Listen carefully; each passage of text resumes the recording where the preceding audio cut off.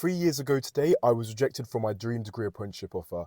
A-level results day was a good day for me. In fact, one of the best days of my life. I got 3 A stars and an A, which was the highest grades in my state school. I studied maths, physics, further maths and computer science, but I got 4 A stars in my mock exams before that, but my teachers gave me lower than my mocks in my predicted grades because I struggled with focus in class. I was always the class clown as I am today on TikTok. Before I'd even sat my exams, I got rejected from two great universities, Warwick and Bath. I only applied for one degree apprenticeship because I wasn't aware that they even existed. Got past the interview, the psychometric tests and the application stage, and got rejected from the assessment centre because I was nervous and I didn't have much experience doing those at all. And the same people that got accepted for the degree apprenticeship that I got rejected from were in the same lectures as me, getting paid to do the same degree that I was paying thousands of pounds in student debt for. Part of the reason I got some of the best A-levels in my school was not because I cared so much, but because I was super competitive. With another boy called Sean, we would constantly battle to see who could get the best in the statistics test, in the physics class tests, in the computer science mock exams.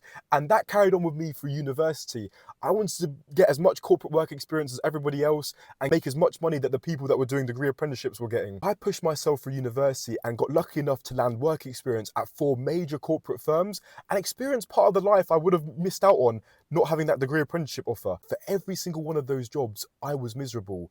I've always been counting down the days until my temporary contract ended. And that's not to say that working a job is bad or degree apprenticeships are bad. They have so much benefits.